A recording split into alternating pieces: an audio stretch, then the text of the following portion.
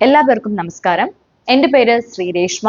റാങ്കപ്പിന്റെ പുതിയൊരു വീഡിയോയിലേക്ക് ഏവർക്കും സ്വാഗതം.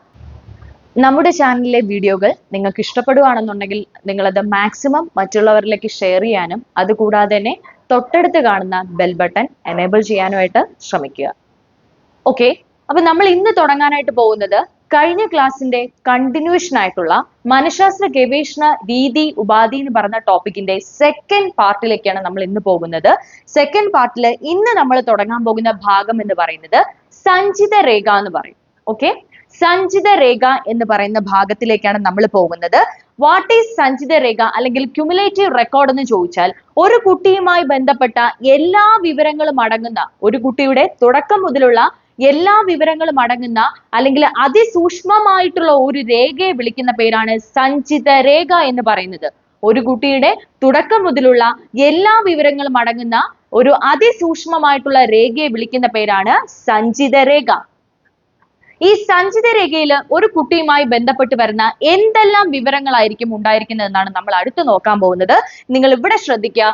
ഒരു കുട്ടിയുമായി ബന്ധപ്പെട്ട് സഞ്ചിത രേഖയിൽ വരുന്ന പ്രധാന വിവരങ്ങൾ കുട്ടിയുടെ കാര്യശേഷി, മാനസിക പക്വത, പഠന നേട്ടം, സാമൂഹിക ബോധം, മൂല്യബോധം, പാഠ്യേതര താല്പര്യങ്ങൾ, ആരോഗ്യസ്ഥിതി.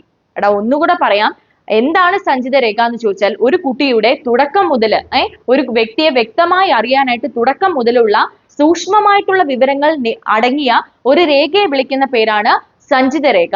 ഈ സഞ്ചിത രേഖയിൽ വരുന്ന കുട്ടിയുടെ ഡീറ്റെയിലുകൾ എന്ന് പറയുന്നത് കുട്ടിയുടെ കാര്യശേഷി, മാനസിക പക്വത, പാഠ്യേതര താല്പര്യങ്ങൾ, ആരോഗ്യസ്ഥിതി, സാമൂഹിക ബോധം, മൂല്യബോധം മുതലായ വിവരങ്ങളായിരിക്കും ഈ പറയുന്ന സഞ്ചിത രേഖയിൽ ഉണ്ടായിരിക്കുക എന്ന് പറയുന്നത്. ഓക്കെ ആവുന്നുണ്ടോ? മനസ്സിലാവുന്നുണ്ടോടാ? ശ്രദ്ധിച്ച് കേൾക്കുക. നിങ്ങൾക്ക് ഒന്ന് കോൺസെൻട്രേഷനോട് കൂടി ഇരുന്നു കഴിഞ്ഞാൽ നല്ല രീതിയിൽ ഇത് മനസ്സിലാക്കാൻ പറ്റും. സഞ്ചിത രേഖയിൽ ഒരു കുട്ടിയുമായി ബന്ധപ്പെട്ട് വരുന്ന വിവരങ്ങൾ ഏതൊക്കെയെന്ന് ചോദിച്ചാൽ ഈ പറയുന്ന പോയിന്റുകളെല്ലാം തന്നെ നിങ്ങളുടെ മനസ്സിലേക്ക് വരിക. ഓക്കെ, നമ്മൾ ഇനി 10ാമതായിട്ട് പോകുന്ന മെത്തേഡിന്റെ പേരാണ് ഉപാഖ്യാന രേഖ എന്ന് പറയും. നമ്മുടെ മനഃശാസ്ത്ര ഗവേഷണ ഉപാധിയിലെ രീതിയിലും വരുന്ന 10ാമത്തെ പോയിന്റ് ആണ് ഉപാഖ്യാന രേഖ. ഉപാഖ്യാന രേഖ എന്ന് പറയുന്നത് കുട്ടികളിൽ ഉണ്ടാകുന്ന പ്രതികരണങ്ങൾ. എങ്ങനെയുള്ള പ്രതികരണങ്ങൾ? കുട്ടികളിൽ ഉണ്ടാകുന്ന അവിചാരിതമായ പ്രതികരണങ്ങൾ അപ്പോൾ തന്നെ രേഖപ്പെടുത്തുന്നതിനുള്ള ഒരു രേഖയെ വിളിക്കുന്ന പേരാണ് ഉപാഖ്യാന രേഖ. ഇവിടെ ഒന്നുകൂടെ ശ്രദ്ധിക്കുക. കുട്ടികളിൽ ഉണ്ടാകുന്ന അവിചാരിതമായിട്ടുള്ള, അപ്പോഴും ഉണ്ടാകുന്ന അവിചാരിതമായിട്ടുള്ള പെരുമാറ്റങ്ങളെയും സ്വഭാവങ്ങളെയും സവിശേഷതകളെയും രേഖപ്പെടുത്താനായിട്ട് ഉപയോഗിക്കുന്ന റെക്കോർഡിനെ വിളിക്കുന്ന പേരാണ് ഉപാഖ്യാന രേഖ. മനസ്സിലാവുന്നുണ്ടോ? ഇതില് കുട്ടിയുടെ പേര്, സംഭവ വിവരണം, സംഭവങ്ങളുടെ വ്യാഖ്യാനം, ഇങ്ങനെയുള്ള വിവരങ്ങൾ ഈ ലിസ്റ്റിൽ അടങ്ങിയിട്ടുണ്ടാകുമെന്നാണ് പറയുന്നത്. ശ്രദ്ധിച്ചു കേൾക്കുക. ഉപാഖ്യാന രേഖ എന്ന് പറയുന്നത് ഒരു കുട്ടിയുടെ അവിചാരിതമായിട്ട് ഒരു കുട്ടിയിൽ നിന്നുണ്ടാകുന്ന പ്രതികരണങ്ങളും സവിശേഷതകളും അപ്പോൾ തന്നെ രേഖപ്പെടുത്താനായിട്ട് ഉപയോഗിക്കുന്ന റെക്കോർഡിനെ വിളിക്കുന്ന പേരാണ് ഉപാഖ്യാന രേഖ. ഈ ഉപാഖ്യാന രേഖയിൽ അകത്ത് കുട്ടിയുടെ പേര്, സംഭവ വിവരണം, സംഭവ വ്യാഖ്യാനം എന്നീ പറയുന്ന രേഖകൾ ഉൾപ്പെടുത്തിയിട്ടുണ്ടാകും. 11ാമത്തെ മെത്തേഡിന്റെ പേരാണ് ചെക്ക് ലിസ്റ്റ് എന്ന് പറയും. എന്താണ് ചെക്ക് ലിസ്റ്റ് എന്ന് ചോദിച്ചാല് വ്യക്തിത്വ സവിശേഷതകളെ ഏറ്റവും ലളിതമായ രീതിയിൽ വിശകലനം ചെയ്യാനായിട്ട് ഉപയോഗിക്കുന്ന ഒരു രീതി. വ്യക്തിത്വ സവിശേഷതകളെ ഏറ്റവും ലളിതമായ രീതിയിൽ വിശകലനം ചെയ്യാനായിട്ട് ഉപയോഗിക്കുന്ന മെത്തേഡിന്റെ പേരാണ് ചെക്ക് ലിസ്റ്റ് എന്ന് പറയുന്നത്. ഈ ചെക്ക് ലിസ്റ്റില് ഒരേ സമയം നമുക്ക് ഒന്നിലധികം വ്യക്തികളുടെ വിവരങ്ങൾ ശേഖരിക്കാൻ സാധിക്കും എന്നുള്ളത് ചെക്ക് ലിസ്റ്റിന്റെ ഏറ്റവും വലിയ പ്രത്യേകതയാണ്. ചെക്ക് ലിസ്റ്റ് എന്ന് പറയുന്നത് വ്യക്തികളുടെ സ്വഭാവത്തെ ഏറ്റവും ലളിതമായി വ്യക്തിത്വ സവിശേഷതകളെ പഠിക്കാനായിട്ട് സഹായകമായ ഒരു രീതിയാണ് ചെക്ക് ലിസ്റ്റ് എന്ന് പറയുന്നത്. ഈ ചെക്ക് ലിസ്റ്റിന്റെ ഏറ്റവും പ്രധാനപ്പെട്ട പ്രത്യേകത എന്ന് പറയുന്നത് ഒരേ സമയത്ത് നമുക്ക് ഒന്നിലധികം വ്യക്തികളുടെ സ്വഭാവത്തെ വിലയിരുത്താനായിട്ട് ചെക്ക് ലിസ്റ്റിലൂടെ സാധിക്കുന്നു എന്നാണ് പറയുന്നത്. ഇനി ഇവിടെ ശ്രദ്ധിക്കുക. ഞാൻ ഇവിടെ നിങ്ങൾക്ക് തന്നിട്ടുള്ളത് ഒരു ചെക്ക് ലിസ്റ്റിന്റെ സാമ്പിൾ ആണ്. ഇവിടെ പറയുന്നത് 3 വയസ്സായ ഒരു കുട്ടിയുടെ ചാലകശേഷി വികാസവുമായി ബന്ധപ്പെടുത്തി ഞാൻ തയ്യാറാക്കിയിട്ടുള്ള ഒരു ചെക്ക് ലിസ്റ്റിന്റെ സാമ്പിൾ ആണ്. ഈ ചെക്ക് ലിസ്റ്റിലെ എന്തൊക്കെ ഉണ്ടാകുമെന്ന് നമുക്ക് ആദ്യം നോക്കാം. കുട്ടിയുടെ പേരുണ്ടാവും, ഇവിടെ ക്രമനമ്പർ ഉണ്ടാകും. അതുകൂടാതെ കുട്ടിയുടെ പേര്, ആ കുട്ടിയുമായി ബന്ധപ്പെട്ട പ്രസ്താവന, അവൻ ശ്രമിക്കുന്നുണ്ടോ, കൈവരിച്ചിട്ടുണ്ടോ എന്ന് പറഞ്ഞ് 2 കോളങ്ങളും കാണും. മനസ്സിലാവുന്നുണ്ടോ? ഇവിടെ ശ്രദ്ധിക്കുക. 1ാമത്തെ പ്രസ്താവന, വയസ്സ് ശ്രദ്ധിക്കുക. 3 വയസ്സായ കുട്ടിയുടെ ചാലകശേഷി വികാസമാണ്. അതിൽ 1ാമത്തെ പ്രസ്താവന സ്ഥിരതയോടെ നടക്കുന്നു. 3 വയസ്സായ കൊച്ച് സ്ഥിരതയോടുകൂടി നടക്കുന്നുണ്ടോ? നടക്കുമെന്നുണ്ടെങ്കിൽ നിങ്ങൾ എന്ത് ചെയ്യുക? ശ്രമിക്കുന്നു. അല്ലെങ്കിൽ നടക്കും, പൂർണ്ണമായിട്ട് നടക്കുമെന്നുണ്ടെങ്കിൽ കൈവരിച്ചിട്ടുണ്ട്, അല്ലെങ്കിൽ നടക്കാൻ ശ്രമിച്ചുകൊണ്ടിരിക്കുകയാണെന്നുണ്ടെങ്കിൽ ശ്രമിക്കുന്നു. ഇതിൽ ഏതെങ്കിലും ഒന്ന് ആൻസർ ചെയ്യുക. ഓക്കെ. 2 എന്ന് പറയുന്നത് ഓടുന്നു. 3 വയസ്സായവൻ പൂർണ്ണമായിട്ടും ഓടാനായിട്ട് ഉള്ള നേട്ടം കൈവരിച്ചിട്ടുണ്ടോ? ഇല്ല. പൂർണ്ണമായിട്ട് അവൻ നല്ല രീതിയിൽ ഓടോ? ഇല്ല. അപ്പൊ എന്താണ്? ശ്രമിച്ചുകൊണ്ടാണ് അവൻ ഇരിക്കുന്നത്. അങ്ങനെ പ്രസ്താവനകളും അതുമായി ബന്ധപ്പെട്ട ശ്രമിക്കുന്നു, കൈവരിച്ചിട്ടുണ്ട് എന്ന് പറഞ്ഞ് ലിസ്റ്റ് സോർട്ട് ഔട്ട് ചെയ്ത് തരുന്ന ആ ഒരു രേഖ അല്ലെങ്കിൽ ആ ഒരു ലിസ്റ്റിനെ വിളിക്കുന്ന പേരാണ് ചെക്ക് ലിസ്റ്റ്. ഒന്നുകൂടെ പറഞ്ഞുതരാം. ചെക്ക് ലിസ്റ്റ് എന്ന് പറയുന്നത് വ്യക്തിത്വ സവിശേഷതയെ ഏറ്റവും ലളിതമായി പഠിക്കുന്നതിന് വേണ്ടി ഉപയോഗിക്കുന്ന ഒരു ഉപാധിയാണ് ചെക്ക് ലിസ്റ്റ് എന്ന് പറയുന്നത്. ഒരേ സമയം നമുക്ക് ഒന്നിലധികം വ്യക്തികളുടെ സവിശേഷതകൾ ഇവിടെ നിരീക്ഷിക്കാനായിട്ട് സാധിക്കും എന്നതാണ് ഇതിന്റെ ഏറ്റവും വലിയ പ്രത്യേകത. ഒരു ചെക്ക് ലിസ്റ്റിൽ ഇവിടെ സാമ്പിൾ തന്നിരിക്കുന്ന 3 വയസ്സായ കുട്ടിയുടെ ചാലകശേഷി വികാസവുമായി ബന്ധപ്പെടുത്തി തന്നിരിക്കുന്ന ഒരു ചെക്ക് ലിസ്റ്റ് ആണ് ഇതെന്ന് പറയുന്നത്. ഈ ചെക്ക് ലിസ്റ്റിൽ ക്രമ നമ്പർ ഉണ്ടാകും, കുട്ടിയുടെ പേരുണ്ടാകും, കുട്ടിയുമായി ബന്ധപ്പെട്ട പ്രസ്താവന ഉണ്ടാകും, ശ്രമിക്കുന്നു, കൈവരിക്കുന്നു എന്ന് പറഞ്ഞ 2 ഭാഗങ്ങളും ഉണ്ടാകും. ഓക്കെ ആണോ? നമ്മളെപ്പോഴും 11 മെത്തേഡുകളാണ് നോക്കിയത്. ചെക്ക് ലിസ്റ്റ് വരെ 11 മെത്തേഡുകൾ നോക്കി. നിങ്ങൾക്ക് മനസ്സിലാകുന്നുണ്ടെന്നാണ് വിശ്വസിക്കുന്നത്. അത് വ്യക്തമായ രീതിയിൽ മനസ്സിലാക്കി തന്നെ ഓരോ മേഖലകളും പോവുക. നമ്മൾ അടുത്തായിട്ട് പോകാൻ പോകുന്ന മെത്തേഡിന്റെ പേരാണ് റേറ്റിംഗ് സ്കെയിൽ എന്ന് പറയും. 12ാമത്തെ മെത്തേഡാണ് റേറ്റിംഗ് സ്കെയിൽ. ഒരു സാഹചര്യത്തെ കുറിച്ചോ ഒരു വസ്തുതയെ കുറിച്ചോ സ്വഭാവ സവിശേഷതയെ കുറിച്ചുള്ള വിലയിരുത്തലിനെ വിളിക്കുന്ന പേരാണ് റേറ്റിംഗ് സ്കെയിൽ എന്ന് പറഞ്ഞത്. എന്താണ് പറഞ്ഞത്? ഒരു സാഹചര്യത്തെ കുറിച്ചോ ഒരു വസ്തുതയെ കുറിച്ചോ ഒരു സ്വഭാവ സവിശേഷതയെ കുറിച്ചോ ഉള്ള വിലയിരുത്തലിനെ വിളിക്കുന്ന പേരാണ് റേറ്റിംഗ് സ്കെയിൽ എന്ന് പറയുന്നത്. നേരത്തെ നമ്മൾ ചെക്ക് ലിസ്റ്റ് പഠിച്ചതുപോലെ തന്നെ റേറ്റിംഗ് സ്കെയിലിലും അതിൻ്റെതായിട്ടുള്ള ഒരു സാമ്പിൾ വരുന്നുണ്ട്. ഈ റേറ്റിംഗ് സ്കെയിലിലും കുട്ടിയുടെ പേര്, പ്രസ്താവന, മികച്ചത്, വളരെ മികച്ചത്, ശ്രമിക്കുന്നു, പിന്നെ ആവറേജ്, ഇങ്ങനെ ഓരോ രീതിയിലും ക്ലാസിഫൈ ചെയ്തിട്ടുണ്ടാകും. മനസ്സിലാകുന്നുണ്ടോ? അപ്പൊ റേറ്റിംഗ് സ്കെയിൽ എന്ന് പറയുന്നത് ഒരു സാഹചര്യത്തെ കുറിച്ചോ വസ്തുതയെ കുറിച്ചോ സ്വഭാവ സവിശേഷതയെ കുറിച്ചുള്ള വിലയിരുത്തലിനെ വിളിക്കുന്ന പേരാണ് റേറ്റിംഗ് സ്കെയിൽ. ഈ റേറ്റിംഗ് സ്കെയിലിനകത്ത് എന്തൊക്കെ കാര്യങ്ങൾ ഉണ്ടാകും? കുട്ടിയുടെ പേരുണ്ടാവും, കുട്ടിയുമായി ബന്ധപ്പെട്ട പ്രസ്താവന ഉണ്ടാവും, ആ പ്രസ്താവനയെ അനുകൂലിക്കുന്ന കുറച്ച് സ്റ്റേറ്റ്മെന്റുകൾ എന്തൊക്കെയാണ്? പ്രസ്താവനയെ അനുകൂലിക്കുന്ന കുറച്ച് രേഖകൾ ഉണ്ടാകുന്നു. എന്തൊക്കെ? ശരിയാണ്, മികച്ചത്, വളരെ മികച്ചത്, മെച്ചപ്പെടണം, ഇങ്ങനെയുള്ള കുറച്ച് എന്താണ് പ്രോഗ്രസ്സുകളും ഇതിൽ ആഡ് ചെയ്തിട്ടുണ്ടാകും. ഇത്തരത്തിൽ വരുന്ന ഉപാധിയെ വിളിക്കുന്ന പേരാണ് റേറ്റിംഗ് സ്കെയിൽ എന്ന് പറയുന്നത്. മനസ്സിലാകുന്നുണ്ടോ? എല്ലാവർക്കും മനസ്സിലാകുന്നുണ്ടെന്നാണ് ഞാൻ വിശ്വസിക്കുന്നത്. റേറ്റിംഗ് സ്കെയിൽ വളരെ വളരെ സിമ്പിൾ ആണ്. ചെക്ക് ലിസ്റ്റ് പഠിച്ച പോലെ തന്നെ റേറ്റിംഗ് സ്കെയിലിൽ ഒരു സാമ്പിൾ വരുന്നുണ്ട്. സാമ്പിളിൽ കുട്ടിയുടെ പേര് വരുന്നുണ്ട്. അതുമായിട്ട് ബന്ധപ്പെട്ട പ്രസ്താവനകൾ, കാര്യങ്ങളിലൂടെ പോകുന്ന സംഗതിയാണ് ചെക്ക് ലിസ്റ്റും റേറ്റിംഗ് സ്കെയിലും. ഓക്കെ. അടുത്ത മെത്തേഡ് 13ാമത്തെ മെത്തേഡിന്റെ പേരാണ് കേസ് സ്റ്റഡി എന്ന് പറയും. എന്തോ പറയും? Case study. ഏറ്റവും പ്രധാനപ്പെട്ട ഒരു മേഖലയാണ് കേസ് സ്റ്റഡി എന്ന് പറയുന്നത്. കേസ് സ്റ്റഡിയിൽ നിന്ന് 2023 ഒരു ചോദ്യം വന്നിട്ടുണ്ടായിരുന്നു. NCAയിൽ ചോദ്യങ്ങളെല്ലാം നമുക്ക് ഈ ടോപ്പിക്കുമായിട്ട് ബന്ധപ്പെട്ട ഒരു സ്പെഷ്യൽ ക്ലാസ് വരുന്നുണ്ട്. അതിലെല്ലാ ചോദ്യങ്ങളും നിങ്ങൾക്ക് തരുന്നതായിരിക്കും. ഇവിടെ ശ്രദ്ധിക്കുക, കേസ് സ്റ്റഡി എന്താണെന്ന് ചോദിച്ചാൽ ഒരു വ്യക്തിയെ, ദാറ്റ് മീൻസ് ഏക വ്യക്തി പഠനം എന്നാണ് നമ്മൾ കേസ് സ്റ്റഡിയെ വിളിക്കുന്ന പേര്. ഏക വ്യക്തി പഠനം, അതായത് ഒരു വ്യക്തിയുടെ നാനാവിധത്തിലുള്ള പ്രശ്നങ്ങളെ പറ്റിയുള്ള പഠനത്തെ വിളിക്കുന്ന പേരാണ് കേസ് സ്റ്റഡി. എന്താണ്ടാ? ഒരു വ്യക്തി, ഒരു പേഴ്സണെ നമ്മൾ എടുത്തു നോക്കിയാൽ ആ പേഴ്സണ് ഒരുപാട് പ്രശ്നങ്ങൾ ഉണ്ടാകും. ഒരു വ്യക്തിയുടെ നാനാവിധത്തിലുള്ള പ്രശ്നങ്ങളെ പറ്റിയുള്ള പഠനത്തെ പറയുന്ന പേരാണ് കേസ് സ്റ്റഡി. ഓക്കെ. അപ്പം ഒരു വ്യക്തിയുടെ പലതരത്തിലുള്ള പ്രശ്നങ്ങളെ പഠിക്കാനായിട്ട് സൈക്കോളജിയിൽ നമ്മൾ പലതരത്തിലുള്ള ഏതൊക്കെ യൂസ് ചെയ്യുന്നുണ്ട്? മെത്തേഡുകൾ യൂസ് ചെയ്യുന്നുണ്ട്. ഒന്നുകൂടെ പറയാം. കേസ് സ്റ്റഡി എന്ന് പറയുന്നത് ഒരു വ്യക്തിയുടെ നാനാവിധത്തിലുള്ള പ്രശ്നങ്ങളെ പറ്റി സമഗ്രവും ആഴത്തിലും, ഈ 2 പോയിന്റ് ഓർത്തു വെക്കുക. സമഗ്രം ആൻഡ് ആഴം. സമഗ്രത്തിലും ആഴത്തിലും ഒരു വ്യക്തിയുടെ നാനാവിധത്തിലുള്ള പ്രശ്നങ്ങളെ പറ്റി പഠിക്കുന്നതിനെ വിളിക്കുന്ന പേരാണ് കേസ് സ്റ്റഡി എന്ന് പറയുന്നത്. കേസ് സ്റ്റഡിയിൽ സൈക്കോളജിയിലെ വിവിധങ്ങളായിട്ടുള്ള രേഖകൾ ഇന്ന് ഉപയോഗിച്ചു വരുന്നുണ്ട്. സൈക്കോളജിയുടെ വിവിധങ്ങളായിട്ടുള്ള സമീപനങ്ങൾ അല്ലെങ്കിൽ സ്കൂളുകൾ ഇന്ന് കേസ് സ്റ്റഡിയിൽ വ്യാപകമായിട്ട് ഉപയോഗിച്ചു വരുന്നുണ്ട്. ഏതൊക്കെയാണ് അതെന്ന് പറയുന്നത്? Clinical psychology, educational psychology, cognitive psychology and occupational psychology. ഏതൊക്കെയാണ്? Clinical psychology, clinical, educational, occupational and clinical, cognitive. എവിടെ നോക്കുക? ഏതൊക്കെ മേഖലകളിലാണ് നമ്മുടെ കേസ് സ്റ്റഡി ഇന്ന് വ്യാപകമായിട്ട് ഉപയോഗിക്കുന്ന സൈക്കോളജിയുടെ? ഒന്ന് ക്ലിനിക്കൽ സൈക്കോളജി, രണ്ട് എഡ്യൂക്കേഷണൽ സൈക്കോളജി, മൂന്ന് ഒക്യുപേഷണൽ സൈക്കോളജി, നാല് കൊഗ്നിറ്റീവ് സൈക്കോളജി. ഈ പറയുന്ന ഫീൽഡുകളിലെല്ലാം തന്നെ ഈ പറയുന്ന 4 ഫീൽഡുകളിലും കേസ് സ്റ്റഡി ഇന്ന് വ്യാപകമായിട്ട് ഉപയോഗിച്ചു വരുന്നുണ്ട്. അതുകൂടാതെ തന്നെ കേസ് സ്റ്റഡി പഠിക്കുമ്പോൾ നമ്മൾ പലതരത്തിലുള്ള അപ്രോച്ചുകൾ യൂസ് ചെയ്യുന്നത് കൊണ്ട് കേസ് സ്റ്റഡിയെ നമ്മൾ ഒരു ഹോളിസ്റ്റിക് അപ്രോച്ച് എന്ന് വിളിക്കുന്നുണ്ട്. മനസ്സിലാവുന്നുണ്ടോടാ? ഒന്നുകൂടെ പറയാം. ഒരു വ്യക്തിയുടെ നാനാവിധത്തിലുള്ള പ്രശ്നങ്ങളെ സമഗ്രമായിട്ടും ആഴത്തിലും പഠിക്കുന്നതാണ് കേസ് സ്റ്റഡി എന്ന് പറയുന്നത്.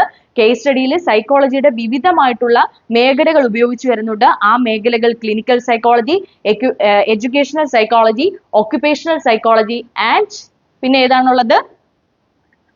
Cognitive psychology. ഈ പറയുന്ന മേഖലകളെല്ലാം തന്നെ ഇവിടെ വ്യാപകമായിട്ട് ഉപയോഗിച്ചു വരുന്നുണ്ട്. അതുകൂടാതെ തന്നെ ഒരു വ്യക്തിയുടെ നാനാവിധത്തിലുള്ള പ്രശ്നങ്ങളാണ് ഇവിടെ പഠിക്കുന്നത്. പലതരത്തിലുള്ള അപ്രോച്ചുകൾ നമ്മൾ ഇവിടെ പഠിക്കാനായിട്ട് യൂസ് ചെയ്യുന്നുണ്ട്.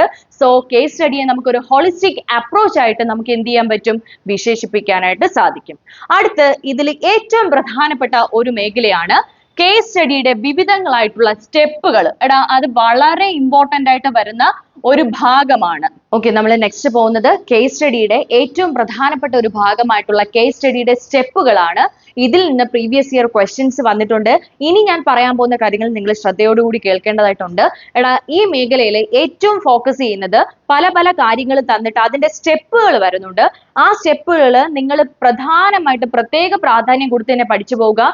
കേസ് സ്റ്റഡിയുടെ സ്റ്റെപ്പ് ഏറ്റവും പ്രധാനപ്പെട്ടതാണ്. നമുക്ക് ഓരോ സ്റ്റെപ്പുകളായിട്ട് നോക്കാം. കേസ് സ്റ്റഡിയുടെ ഒന്നാമത്തെ സ്റ്റെപ്പ് കേസ് തിരഞ്ഞെടുക്കലാണ്. എന്ത് ചെയ്യണം? കേസ് തിരഞ്ഞെടുക്കുക. രണ്ട്, പരികൽപ്പന രൂപീകരിക്കുക. കേസ് തിരഞ്ഞെടുത്ത ശേഷം പരികൽപ്പന, ഹൈപ്പോത്തീസിസ്, പരികൽപ്പന രൂപീകരിക്കുക. മൂന്നാമത്തത് വിവരശേഖരണം. 4, വിവര വിശകലനം. 5, ആ വിശകലനം ചെയ്ത വിവരത്തെ സമന്വയിപ്പിക്കുക. 6 എന്ന് പറയുന്നത് പരിഹാര മാർഗങ്ങൾ നിർദ്ദേശിക്കുക. 7, കേസ് റിപ്പോർട്ട് തയ്യാറാക്കൽ. ഇതാണ് നമ്മുടെ കേസ് സ്റ്റഡിയുടെ പ്രധാനപ്പെട്ട 7 സ്റ്റെപ്പുകൾ. നോട്ട് ചെയ്ത് തന്നെ പോവുക. വളരെ വളരെ പ്രധാനപ്പെട്ടതാണ്. ഇതിൽ നിന്ന് പ്രീവിയസ് ഇയർ ഒരു ക്വസ്റ്റ്യൻ ഉണ്ടായിരുന്നു. അതെല്ലാം നമുക്ക് നോക്കാം. നിങ്ങൾ ഒന്നുകൂടെ സ്റ്റെപ്പ് നോക്കുക. ഒന്നാമത്തെ സ്റ്റെപ്പ് കേസ് തിരഞ്ഞെടുക്കല്, പരികൽപ്പന രൂപീകരിക്കല്, വിവരശേഖരണം, വിവര വിശകലനം, സമന്വയിപ്പിക്കല്, പരിഹാര മാർഗങ്ങൾ നിർദ്ദേശിക്കല്, കേസ് റിപ്പോർട്ട് തയ്യാറാക്കല് എന്നിവയാണ് നമ്മുടെ കേസ് സ്റ്റഡിയുടെ പ്രധാനപ്പെട്ട 7 സ്റ്റെപ്പുകൾ എന്ന് പറയുന്നത്. ഓക്കെ ആണല്ലോ? അപ്പൊ കേസ് സ്റ്റഡി മനസ്സിലായല്ലോ? ഒരു വ്യക്തിയുടെ നാനാവിധത്തിലുള്ള പ്രശ്നങ്ങളെ സമഗ്രത്തിലും ആഴത്തിലും പഠിക്കുന്നതാണ് കേസ് സ്റ്റഡി. കേസ് സ്റ്റഡിയിൽ സൈക്കോളജിയുടെ വിവിധ മേഖലകൾ യൂസ് ചെയ്തു വരുന്നുണ്ട്. അതായത് എല്ലാ മേഖലകളെയും കോർത്തിണക്കിക്കൊണ്ടാണ് കേസ് സ്റ്റഡിയിൽ പഠനം നടത്തുന്നത്. അതിനാൽ ഇതൊരു ഹോളിസ്റ്റിക് അപ്രോച്ച് എന്നാണ് അറിയപ്പെടുന്നത്. കേസ് സ്റ്റഡിക്ക് പ്രധാനമായിട്ടും 7 സ്റ്റെപ്പുകളുണ്ട്. ഇനി നമ്മൾ 14ാമത്തെ മെത്തേഡിലോട്ടാണ് പോകുന്നത്. ആ മെത്തേഡിന്റെ പേരാണ് ക്രിയാ ഗവേഷണം എന്ന് പറയുന്നത്. ക്രിയാ ഗവേഷണം എന്ന് പറഞ്ഞാൽ വേറെ ഒന്നും തന്നെ ഇല്ല. ഒരു പ്രശ്നം ഉണ്ടാകുമ്പോൾ നമ്മൾ ഈ ബി.എഡിനും മറ്റൊക്കെ പഠിച്ചിരുന്ന സമയത്ത് നമുക്ക് എന്താണ് പ്രോജക്റ്റ് ഒക്കെ ചെയ്യാനായിട്ട് വന്നിരുന്ന സമയത്ത് കേസ് സ്റ്റഡി, ആക്ഷൻ റിസർച്ച് ഒക്കെ നമുക്ക് ചെയ്യാനായിട്ട് വന്നിട്ടുണ്ടായിരുന്നു. ക്രിയാ ഗവേഷണം ഒരു അധ്യാപകന്റെ വീക്ഷണഗതിയോടുകൂടി എടുക്കുകയാണെങ്കിൽ ഒരു പ്രശ്നം ഉണ്ടാകുമ്പോൾ ആ പ്രശ്നത്തിന് കൊടുക്കാൻ കഴിയുന്ന ഇമ്മീഡിയറ്റ് ആയിട്ടുള്ള സൊല്യൂഷൻ അല്ലെങ്കിൽ പെട്ടെന്ന് കൊടുക്കാൻ കഴിയുന്ന പരിഹാര മാർഗത്തെ വിളിക്കുന്ന പേരാണ് ക്രിയാ ഗവേഷണം എന്ന് പറയുന്നത്. ഒരു പ്രശ്നത്തെ മുഖാമുഖം നേരിടുന്ന അധ്യാപകര് ആ പ്രശ്നത്തിന് കൊടുക്കാൻ കഴിയുന്ന ഒരു പെട്ടെന്നുള്ള പരിഹാര മാർഗത്തെ വിളിക്കുന്ന പേരാണ് ക്രിയാ ഗവേഷണം. സ്റ്റീഫൻ എം കോറിയാണ് ഈ രീതിയുടെ വക്താവായിട്ട് അറിയപ്പെടുന്നത്. ആരാണ് ഈ രീതിയുടെ വക്താവ്? സ്റ്റീഫൻ എം കോറിയാണ് ഈ പറയുന്ന ആക്ഷൻ റിസർച്ചിന്റെ വക്താവ് എന്ന് പറയുന്നത്. ഇനി നമുക്ക് ഇതിന്റെ സ്റ്റെപ്പുകളിലേക്ക് പോവാം. വീണ്ടും വീണ്ടും എടുത്തു പറയാണ്, സ്റ്റെപ്പുകൾ പ്രത്യേകിച്ച് നോക്കി പഠിക്കുക, വിട്ടുകളയരുത്. സ്റ്റെപ്പിന് ഇമ്പോർട്ടൻസ് ഇല്ലെന്ന് നിങ്ങൾ ഇഗ്നോർ ചെയ്ത് വിടരുത്. വളരെ വാല്യുബിൾ ആയിട്ടുള്ള പോയിന്റുകളാണ് സ്റ്റെപ്സ് എന്ന് പറയുന്നത്. നമുക്ക് ആക്ഷൻ റിസർച്ചിന്റെ സ്റ്റെപ്പിലോട്ട് പോകാം. ഒന്നാമത്തെ സ്റ്റെപ്പ് വിവരങ്ങൾ വസ്തുനിഷ്ഠമായി ശേഖരിക്കൽ. വിവരങ്ങൾ വസ്തുനിഷ്ഠമായി ശേഖരിക്കൽ. 2, പരികൽപ്പന രൂപീകരിക്കൽ. പരികൽപ്പന രൂപീകരിക്കൽ. 3, ലഭ്യമായ പബ്ലിക്കേഷനുകൾ, അതായത് നമ്മുടെ സബ്ജക്റ്റുമായിട്ട് ബന്ധപ്പെട്ടുള്ള എന്താണ് പബ്ലിക്കേഷനുകൾ, പ്രസിദ്ധീകരണങ്ങൾ വായിക്കുക. ദെൻ ലാസ്റ്റ് എന്ത് ചെയ്യണം? നിഗമനത്തിൽ എത്തിച്ചേരുക. എന്തൊക്കെയാണ് 4 സ്റ്റെപ്പുകൾ? വിവരങ്ങൾ വസ്തുനിഷ്ഠമായി ശേഖരിക്കല്, 2, പരികൽപ്പന രൂപീകരിക്കല്, വിഷയവുമായി ബന്ധപ്പെട്ട പ്രസിദ്ധീകരണങ്ങൾ വായിക്കൽ, ലാസ്റ്റ് എന്ത് ചെയ്യുക? നിഗമനത്തിൽ എത്തിച്ചേരുക. നിലവിൽ ഞാൻ 3 കാര്യങ്ങൾക്കാണ് സ്റ്റെപ്പ് വെച്ച് പഠിപ്പിച്ചിരുന്നത്. 1 സർവേ, 2 കേസ് സ്റ്റഡി, 3 നമ്മൾ ഈ കൊടുത്തിരിക്കുന്ന ക്രിയാ ഗവേഷണം. ഒന്നുകൂടി എന്നോടൊപ്പം നിങ്ങൾ പറയാൻ ശ്രമിക്കുക. സർവേയുടെ സ്റ്റെപ്പ് എന്ന് പറയുന്നത് ആസൂത്രണം, സാമ്പിൾ തെരഞ്ഞെടുക്കുക, വിവരശേഖരണം, വിവര വിശകലനം, നിഗമനത്തിൽ എത്തിച്ചേരുക. ഇതാണ് സർവേയുടെ 5 സ്റ്റെപ്പ്. നെക്സ്റ്റ് നമ്മൾ നോക്കിയത് കേസ് സ്റ്റഡി ആയിരുന്നു. കേസ് സ്റ്റഡിയുടെ സ്റ്റെപ്പുകൾ എന്ന് പറയുന്നത് ഒന്നെന്ന് പറയുന്നത് എന്താണ്? കേസ് തെരഞ്ഞെടുക്കല്, പരികൽപ്പന രൂപീകരിക്കല്, വിവരശേഖരണം, വിവര വിശകലനം, സമന്വയിപ്പിക്കല്, പരിഹാര മാർഗങ്ങൾ നിർദ്ദേശിക്കൽ ആൻഡ് ലാസ്റ്റ് കേസ് റിപ്പോർട്ട് തയ്യാറാക്കൽ. ഇത്രയായിരുന്നു കേസ് സ്റ്റഡിയുടെ സ്റ്റെപ്പ്. ദെൻ ഇപ്പൊ നമ്മൾ പഠിച്ചുകൊണ്ടിരിക്കുന്ന ക്രിയാ ഗവേഷണം, അതിന്റെ സ്റ്റെപ്പ് എന്ന് പറയുന്നത് വിവരങ്ങൾ വസ്തുനിഷ്ഠമായി ശേഖരിക്കല്, പരികൽപ്പന രൂപീകരിക്കല്, മൂന്നാമത്തെ സ്റ്റെപ്പ് പ്രസിദ്ധീകരണങ്ങൾ, ലഭ്യമായ പ്രസിദ്ധീകരണങ്ങൾ വായിക്കല്, 4 നിഗമനത്തിൽ എത്തിച്ചേരൽ. അപ്പൊ മനസ്സിലായല്ലോ? ഈ 14 കാര്യങ്ങൾ നിങ്ങൾക്ക് വ്യക്തമായല്ലോ. ഇനി ലാസ്റ്റ് ഒരേ ഒരു കാര്യം കൂടെ ഉള്ളൂ. 15ാമത്തത് ചോദ്യാവലി എന്ന് പറയും. എന്താണ്ട? 15ാമത്തത് ചോദ്യാവലി. ചോദ്യാവലി. What is questionnaire? എന്താണ് ഈ ചോദ്യാവലി എന്ന് പറയുന്നത്? എടാ, ദത്ത ശേഖരണത്തിന്, ഡേറ്റ കളക്ഷൻ, ദത്ത ശേഖരണത്തിന് പരമാവധി അല്ലെങ്കിൽ ദത്ത ശേഖരണത്തിന് വ്യാപകമായിട്ട് ഉപയോഗിച്ചു വരുന്ന ഒരു രീതിയെ വിളിക്കുന്ന പേരാണ് ചോദ്യാവലി. ക്ലിയർ ആവുന്നുണ്ടോ? ക്ലിയർ ആവുന്നുണ്ടോ?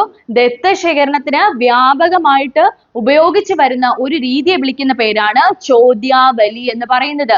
ചോദ്യങ്ങൾ പ്രധാനമായിട്ടും 2 വിധം, open ended questions and closed ended questions എന്ന രീതിയിൽ ചോദ്യത്തെ 2ആയിട്ട് നമുക്ക് ക്ലാസിഫൈ ചെയ്യാം. ചോദ്യാവലി ഒരുപാട് മെറിറ്റുകളും ഡിമെറിറ്റും ഉണ്ട്. സമയം ഒരുപാട് നഷ്ടപ്പെടുത്തുന്നില്ല. പിന്നെ അതുപോലെ തന്നെ എന്താണ്, പണ നഷ്ടം ഉണ്ടാകുന്നില്ല. അങ്ങനെയൊക്കെ ഒരുപാട് മെറിറ്റുകളും അതിന് വരുന്നുണ്ട്. അപ്പൊ ഓക്കെ ആണോ? ചോദ്യാവലി എന്തെന്ന് ചോദിച്ചാൽ ദത്ത ശേഖരണത്തിന് വ്യാപകമായിട്ട് ഉപയോഗിക്കുന്ന രീതിയാണ് ചോദ്യാവലി. അതുകൂടാതെ തന്നെ 2 ടൈപ്പ് ചോദ്യങ്ങൾ, open ended and closed ended questions എന്നിങ്ങനെ ചോദ്യത്തെ 2ആയിട്ട് ക്ലാസിഫൈ ചെയ്യാം. അപ്പൊ നമ്മുടെ 15 ഗവേഷണ രീതികളും ഇതോടുകൂടി തീർന്നിരിക്കുകയാണ്. 15 മെത്തേഡുകൾ ഒന്നുകൂടെ നിങ്ങൾ ഓർത്തെടുക്കാനായിട്ട് ശ്രമിക്കുക. 15 മെത്തേഡുകളും കഴിഞ്ഞു. ആത്മനിഷ്ഠ രീതി, പരീക്ഷണം, നിരീക്ഷണം, അഭിമുഖം, സർവേ, പ്രക്ഷേപണം, പ്രൊജക്റ്റീവ് മെത്തേഡുകൾ, സാമൂഹിക ബന്ധ പരിശോധനകൾ, കേസ് സ്റ്റഡി, ആക്ഷൻ റിസർച്ച്, ചോദ്യാവലി, അതുകൂടാതെ തന്നെ ചെക്ക് ലിസ്റ്റ്, സഞ്ചിത രേഖ, ഉപാഖ്യാന രേഖ മുതലായവയാണ് നമ്മൾ ഫുള്ളായിട്ട് മനഃശാസ്ത്ര ഗവേഷണ ഉപാധി എന്ന രീതിയിൽ പഠിച്ച ടോപ്പിക്കുകൾ. ഓക്കെ, അപ്പം നമ്മൾ തുടക്കം തൊട്ടേ ഈ മേഖലയിൽ പഠിച്ചത് സൈക്കോളജിക്കൽ ഡെഫിനിഷൻസും മറ്റു കാര്യങ്ങളുമായിരുന്നു. പിന്നെ നമ്മൾ ഈ പറയുന്ന 15 കാര്യങ്ങളെ നോക്കി. പിന്നെ സൈക്കോളജി എന്ന് പറഞ്ഞ ടേമിന്റെ ഒരു എന്താണ് എസ്റ്റാബ്ലിഷ്മെന്റുമാണ് നമ്മൾ പ്രധാനമായിട്ട് നോക്കിപ്പോയത്. അപ്പൊ ഈ മേഖല തീർന്നിരിക്കുകയാണ്. മനഃശാസ്ത്ര ഗവേഷണ ഉപാധി എന്ന് പറഞ്ഞ ടോപ്പിക്ക് ഫുള്ള് തീർന്നു. ഇനി ഒരേ ഒരു കടമ്പ കൂടെ നിങ്ങൾക്ക് ഇതിൽ തീർക്കാനായിട്ടുള്ളൂ. പ്രീവിയസ് ഇയർ ക്വസ്റ്റ്യൻ ചെക്ക്ഔട്ട് ചെയ്യുക. ആ ഒരു ടാസ്കും കൂടെ കഴിഞ്ഞാൽ ഈ മേഖല കംപ്ലീറ്റ് ആയിട്ട് തീർന്നു കഴിഞ്ഞു. ഇനി നിങ്ങൾക്കുള്ള ഒരു ഡ്യൂട്ടി പഠിക്കുക എന്നുള്ളത് മാത്രമാണ്. ബാക്കിയെല്ലാം ഇതിലൂടെ നിങ്ങൾക്ക് കവർ ചെയ്ത് തരുന്നതായിരിക്കും. അപ്പൊ നമ്മുടെ ടോപ്പിക്ക് തീർന്നിട്ടുണ്ട്. എല്ലാവരും ഇന്ന് തന്നെ മാക്സിമം അത് നോക്കി പോകാനായിട്ട് ശ്രമിക്കുക. ഈ നമ്മുടെ സിലബസ് ഓറിയന്റ് ചെയ്ത് എല്ലാ മേഖലകളുടെയും ടോപ്പിക്ക് നിങ്ങൾക്ക് മസ്റ്റ് ആയിട്ട് ക്ലാസ്സുകൾ തരികയും ഒപ്പം ഏറ്റവും ഹൈലൈറ്റീവ് ആയിട്ട് ഞാൻ എടുത്ത് പറയുന്നത് ഇതിന്റെ പ്രീവിയസ് ഇയർ ക്വസ്റ്റ്യൻസിലൂടെ ആയിരിക്കും നമ്മുടെ ഓരോ ക്ലാസ്സുകളും കണ്ടക്ട് ചെയ്യുന്നത്. അതാണ് നമ്മുടെ ചാനലിന്റെ ഏറ്റവും വലിയ ബെനിഫിറ്റ് എന്ന് പറയുന്നത്. നിങ്ങൾക്ക് വേണ്ടത് ക്വസ്റ്റ്യൻസ് ആണ്. ക്വസ്റ്റ്യൻസിലൂടെ തന്നെ നമ്മുടെ ക്ലാസ്സുകൾ മുന്നോട്ട് കൊണ്ടുപോകും. എല്ലാവരും മാക്സിമം ക്ലാസ്സുകൾ നോക്കാനും പഠിക്കാനും മറ്റുള്ളവരിലേക്ക് നിങ്ങൾക്ക് ഇഷ്ടപ്പെടുകയാണെന്നുണ്ടെങ്കിൽ ഇത് ഷെയർ ചെയ്യാനും സബ്സ്ക്രൈബ് ചെയ്യാനായിട്ട് മറക്കരുത്. Anyway, thank you.